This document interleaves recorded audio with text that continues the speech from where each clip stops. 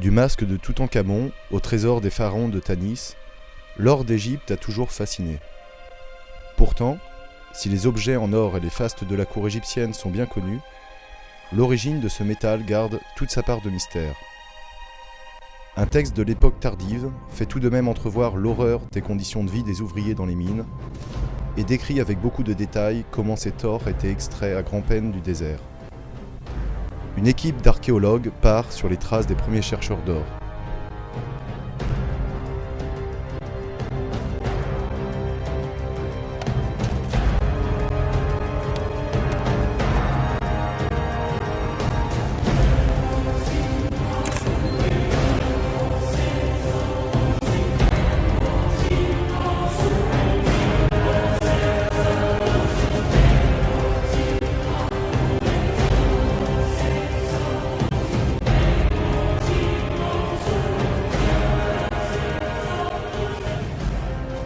On est devant le fort de Bir Samout, qui est un fort visiblement qui a été construit sous la dynastie des Ptolémées. C'est la dynastie grecque qui a régné sur l'Égypte à partir de la fin du IVe siècle avant Jésus-Christ jusqu'à 31 avant Jésus-Christ et la chute de la dernière reine d'Égypte, Cléopâtre VII. La particularité de ce site, c'est d'être l'un des seuls de cette époque, l'un des seuls fortins de cette époque, du désert oriental. Il a un potentiel assez exceptionnel puisqu'on voit derrière que le fort est très ensablé, sans doute jusqu'en haut des murs qui ont l'air d'être préservés jusqu'à 2 voire 3 mètres de hauteur. Et donc on peut imaginer que l'intérieur est extrêmement bien préservé. Le fort de Bir Samout est particulier car il a l'air d'avoir 2 fonctions. À la fois il est sur une route de passage, enfin une route qui relie la vallée du Nil à partir d'Edfou jusqu'à la mer Rouge, sans doute au port de Bérénice. Et en même temps, il a l'air de donner accès et en même temps de garder l'accès à des mines d'or qui sont exploitées à l'époque, et en particulier à la mine d'or de Samout Nord qu'on est en train d'explorer.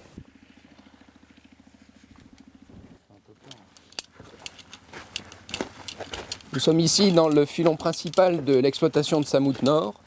C'est un filon qui a une orientation grossièrement nord-sud et qui a été attaqué en dépilage, c'est-à-dire que les mineurs ont pris ce qui était visible à l'extérieur avant de commencer à descendre en souterrain dans ce grand filon qui fait plus de 200 mètres de long.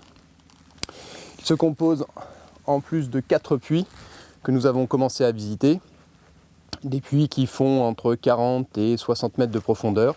Ce sont des puits qui datent d'une reprise moderne au début du XXe siècle, mais qui nous permettent d'avoir accès aux installations, aux exploitations anciennes.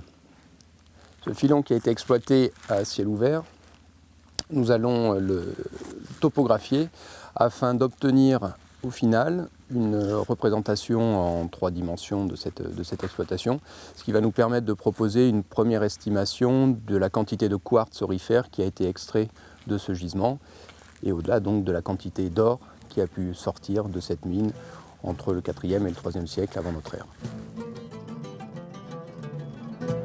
43 à faire.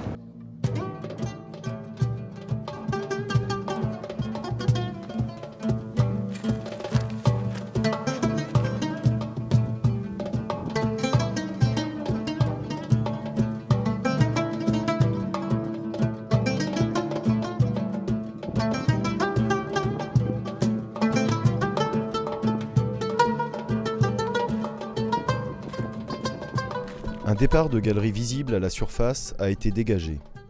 Il pourrait être connecté avec le puits de mine adjacent. Florian observe comment s'est comblée la galerie par rapport successif de sable, de gravier et d'argile. La technique d'attaque du front de taille est en gradin inversé, avec l'utilisation d'outils en fer, ce que laissait deviner la présence d'une forge en contrebas.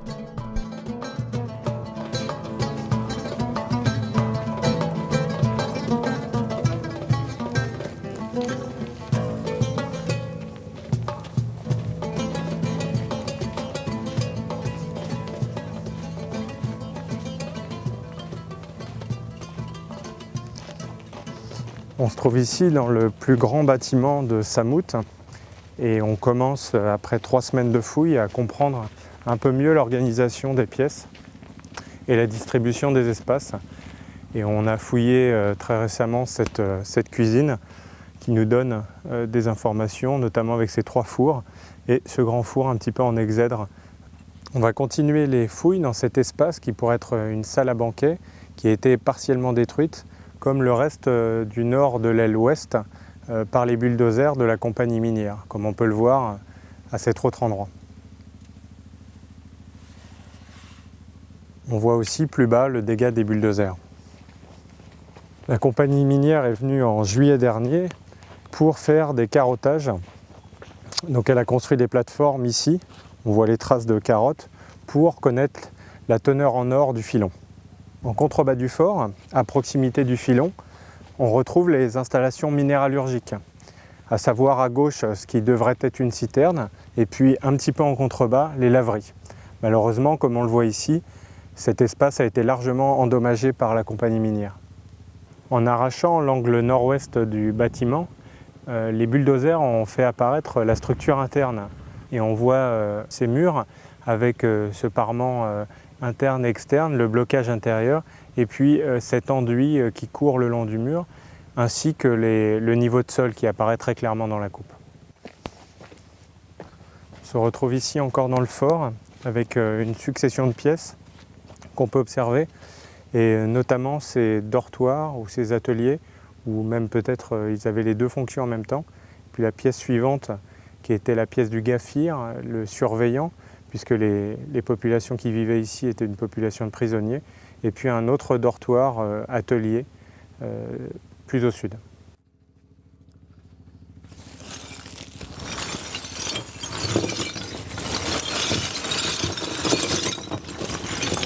Bien là, nous allons étudier la couche 134-02. Premier travail, on fait un tri en fonction des pattes et des types. Donc ici, nous allons mettre les tonnelés, notamment ceux qui sont fabriqués dans les oasis. Ici, les amphores de type grec. Et, si possible, retrouver quelques fragments de céramique fine. C'est en effet grâce à ce matériel qu'on va pouvoir affiner la datation, d'une part grâce aux amphores de type grec fabriqués en Égypte, comme ceci, ou des amphores également fabriqués en Égypte, mais imitant des formes phéniciennes, et également des céramiques un peu plus fines, à vernis noir, comme des lampes, et comme des coupes à boire. Grâce à tout ce matériel, on peut ainsi proposer une datation vers l'extrême fin du IVe siècle avant Jésus-Christ et le premier quart du IIIe siècle avant Jésus-Christ pour l'occupation de Samoud-Nord. Bien entendu, pour illustrer nos publications, il faut prendre des photos et faire des dessins, et pour cela, il est nécessaire de procéder à des collages de façon à reconstituer des vases à peu près complets, comme ce tonnelé que l'on voit ici, et on obtient, après un assez long travail, des objets à peu près complets, comme cette petite jarre que je vais apporter de ce pas à notre dessinateur, Khaled Zassa.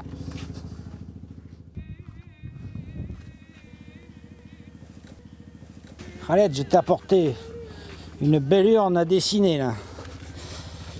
Tu vois, on a réussi à la coller complètement, il y a le fond, le bord et 4 anses. Tu vas pouvoir faire une vue de dessus, une vue de côté.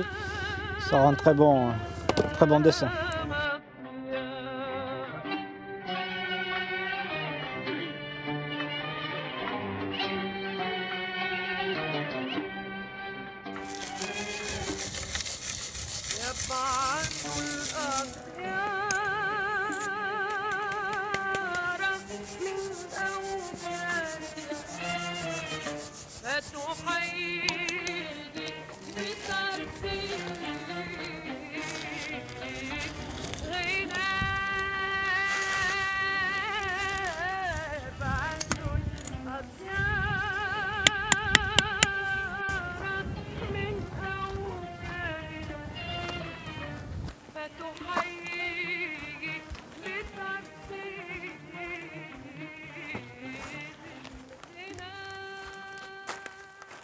Je m'occupe des restes végétaux qui sont conservés sous forme de graines, de fruits, de bois, des charbons de bois.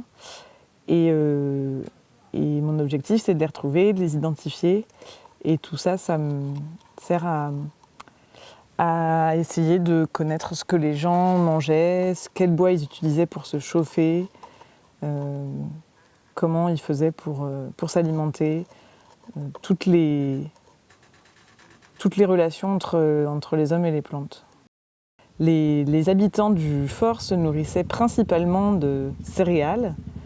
On retrouve beaucoup d'orge et on sait que l'orge, effectivement, pouvait servir à l'alimentation animale, mais également à l'alimentation humaine. Donc voilà, principalement céréales et lentilles.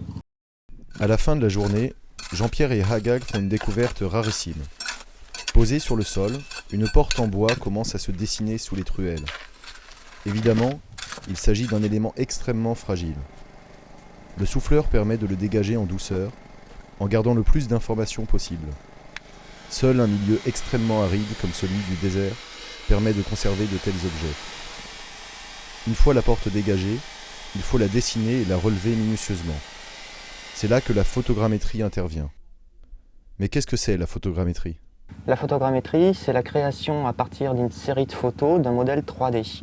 Alors ici, à Samout-Nord, on a eu la demande de la création d'un modèle tridimensionnel à partir d'une série de photos d'une porte en bois qui a été découverte in situ.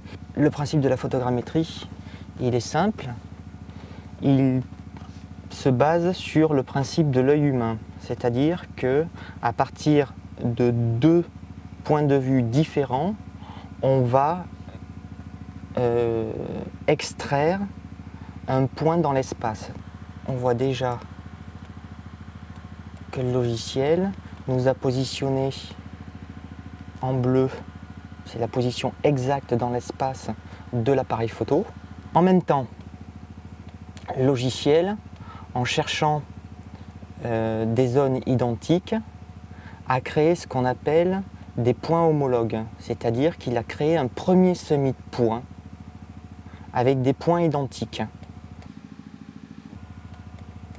On va lancer la deuxième étape qu'on appelle l'autocorrélation, c'est-à-dire il va aller chercher maintenant sur chaque photo, il va prendre les photos une par une et rechercher les pixels identiques d'une photo à une autre. Voilà, il a créé un premier maillage, donc on va le visualiser.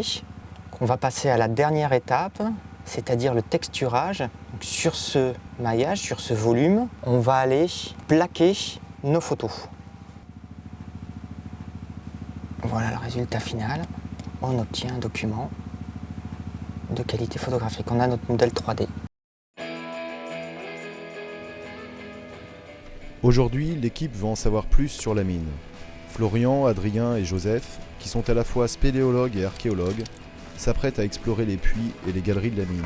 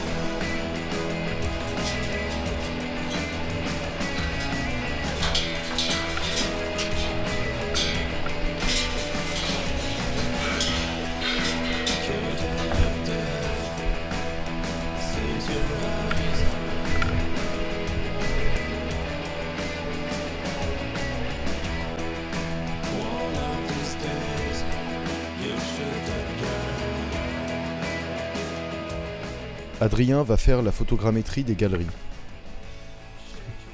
Il dispose donc des cibles qui permettent de replacer le modèle 3D sur la carte générale du site avant de s'enfoncer dans les profondeurs.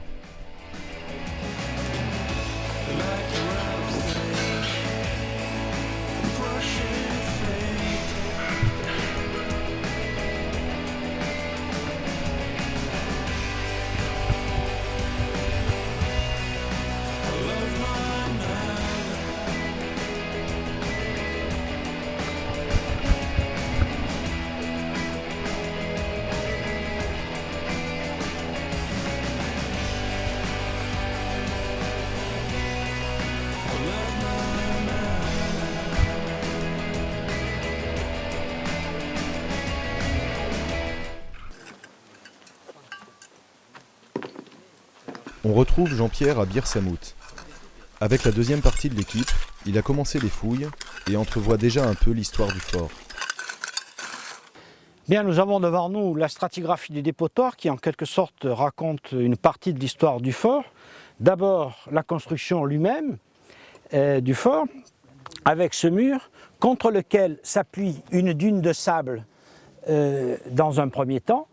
Donc après la phase où le sable se dépose, on a ces niveaux d'occupation qui sont clairement dans une deuxième phase d'occupation du fort dans le courant du IIIe siècle avant Jésus-Christ. La stratigraphie est extrêmement simple dans la mesure où les niveaux sont réguliers et on voit très clairement ici les niveaux de cendres alternés avec les niveaux de matière organique et de sable. À la fin de la journée, il est temps pour Jean-Pierre et l'équipe de Bir Samout de rentrer au camp. Avec le passage si fréquent des Dahaba, les chercheurs d'or, il faut ramener tout le matériel et ne rien laisser dans le fort.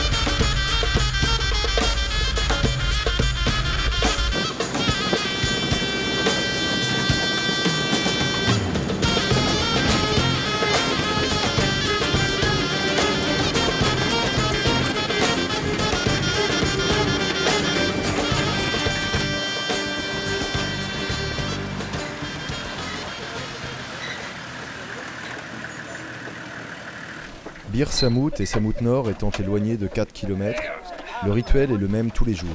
Tout le matériel est ramené au camp de base. C'est l'occasion de faire le bilan des trouvailles de la journée et d'enregistrer à la fois les petits objets et les ostracas, ces tessons de céramique sur lesquels les habitants des Fortins écrivaient.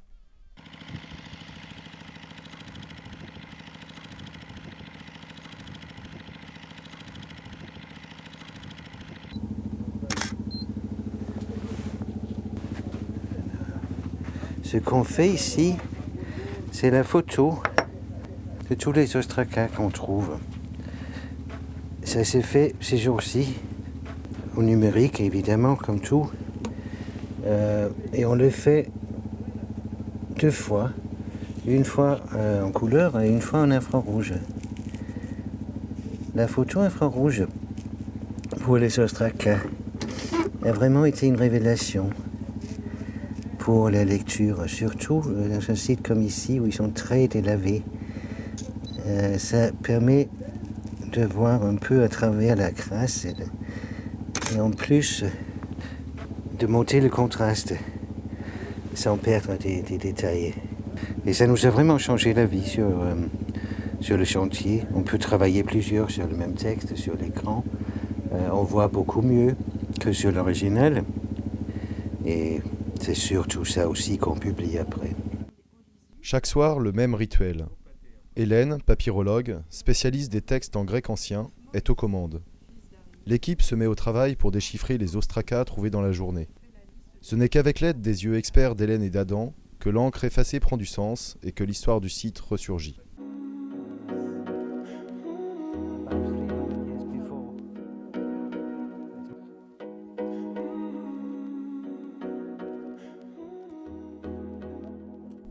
Cette année, malgré les destructions récentes sur les 2 sites de Samout Nord et Bir Samout, les résultats sont exceptionnels.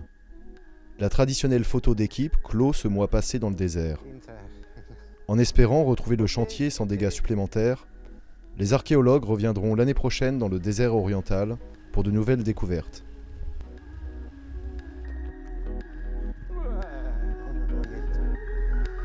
Spécialement fait.